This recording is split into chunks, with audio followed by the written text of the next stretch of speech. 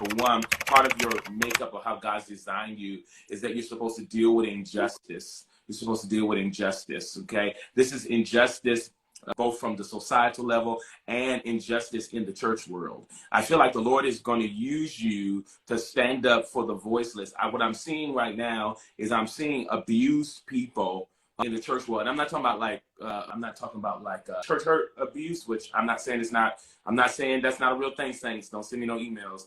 But I'm not talking about church hurt.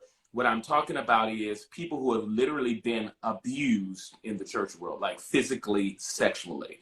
That God is going to raise you up as a voice that is going to stand up for those who haven't had a voice and have been pushed to secret. I begin to get this thing is getting intense while I'm sitting here, is that I'm seeing people who have been affected, unfortunately, negatively by their senior pastors.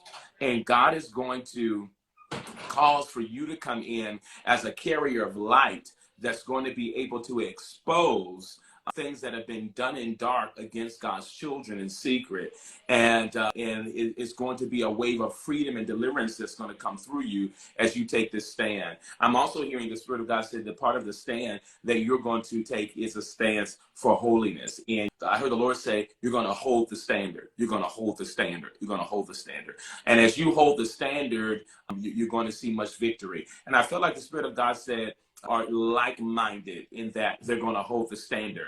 And I feel like God said a part of your prophetic call is this thing against compromise. And so the Spirit of God says, as you step into this, you're going to see. And I heard the Lord say, do not back down. Do not back down. There's going to be it's going to be so strong to the point that sometimes people will call you religious because you're going to be so strong on this standard. But the Spirit of God says, don't back down, but continue to move in agreement with Him. You're going to see the manifest. And then I'm seeing some kind of content that He's going to have you release that's connected to this whole standard bearing thing, this whole no compromise thing. There's content connected to it that's going to impact people and cause for them to awaken to the God design for them.